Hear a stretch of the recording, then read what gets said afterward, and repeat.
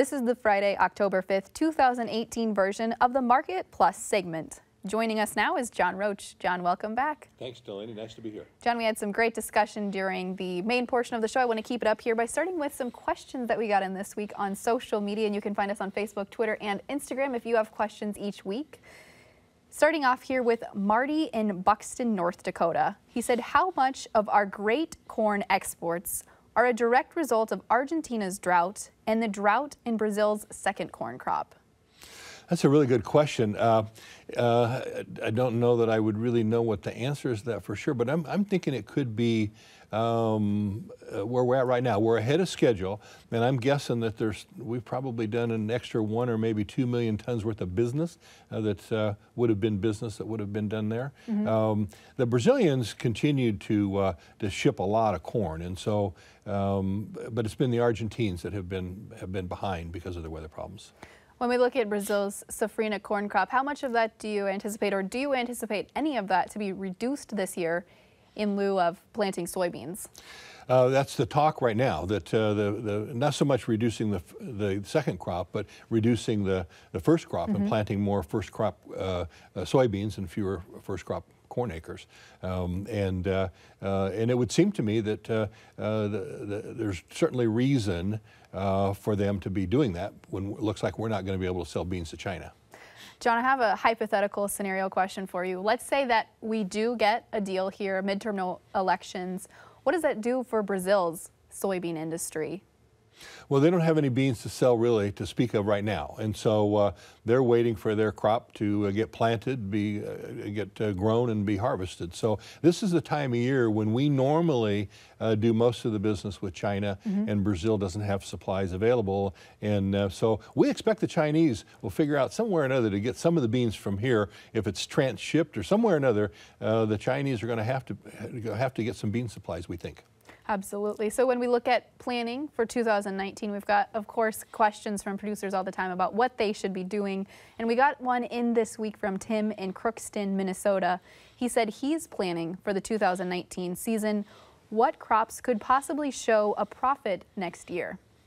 Well, that's tough right now, and it's always difficult to answer long-term questions. I think it's a little bit like being in a well. When you're at the bottom of a market, you're like in a well, and you can't see out in the distance. And so it's much better to make that decision after we come up out of this, after harvest, and take a look at maybe what we have to be able to look forward to.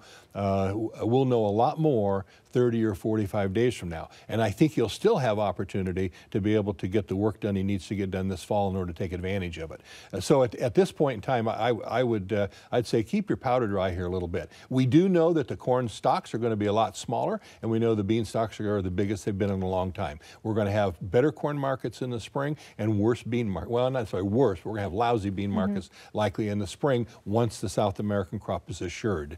So we have to get our marketing done here during the winter months on some of this, and I would wait here and not make decision on my acreage mix just yet. What about for producers that are looking at commercial storage or storage options here because they're hoping for better prices in the spring months perhaps? We've got a question from Ryan in Dike, Iowa. He said, as of today, what are some good options for unsold beans out of the field that doesn't involve on-farm or commercial storage? And he said his local basis is sitting at approximately 90 cents right now. I don't have many options. I mean, you either have to find a place to store them and hold them, or else you have to sell them. Now, let me make there is an option, and that is we've got a sell signal on soybeans right now. What you can do is you can sell the soybeans and then wait until the market sags back down, assuming it does, and then you can come back and repurchase those soybeans on the futures market. If you don't want to take any chances in the middle, you can go ahead and make the sale and make the purchase at the same time. The problem is that the premium on the distant futures already has most of the profit margin maybe into it. And so there's not an easy way to be able to not sell the crop in here other than to not sell it. And I think we've had this question come up a lot over the past couple of weeks here, but producers are looking at 2019 not only for planting purposes, but also for marketing purposes. How much of the crop right now would you be marketing out for 2019? None. None. None. No, it's the wrong time of year. I would be no more marketing the 19 crop than I'd be planting the 19 crop. You know, we plant and we market in the spring and summer. And so you don't have to sell the 19 crop until you at least get it planted or get close to being planted. And so, so I'd be patient. I think the last thing people need to do is be making lots of decisions during a time frame when they don't necessarily have to. And so you do the things you have to do, and if you need to be making some grain sales, make them now. Expect the market to sag into the harvest and expect recovery out of harvest. And so the only wrinkle that could come in there is that if we get a China deal done, and I sure don't want you to have your beans sold and none bought back if the China deal gets fixed. I think uncertainty is a word I hear a lot from producers right now. They're uncertain about what 2019 looks like. So John, how do you answer a producer when they say, well, if I can make a profit now at 2019 levels, why wouldn't I lock in at these levels?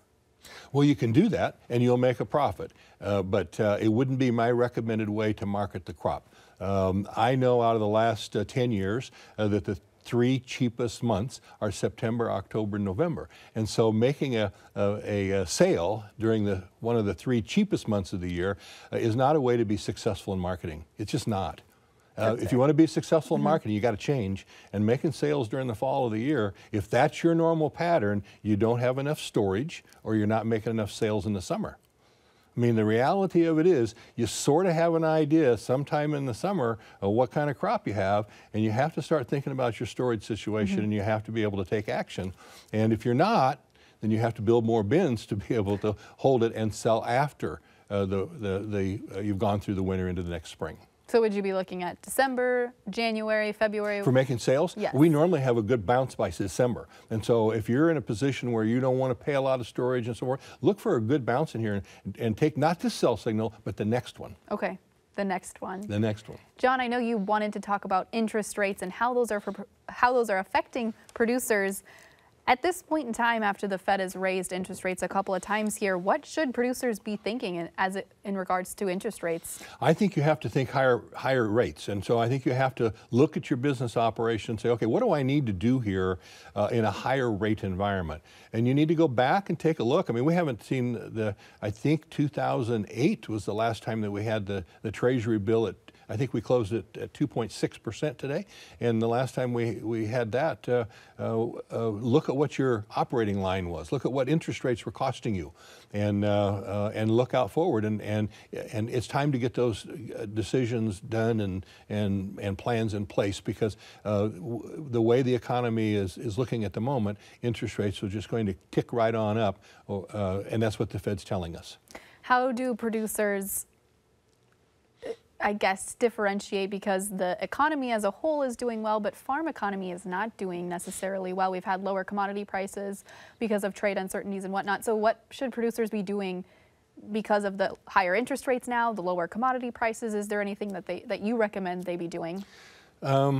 Well, I mean, if interest rates are going to go up, then the stock market could get rattled here pretty good. And so people have to be careful if they're not expecting some sort of a sell-off, that we may well get one.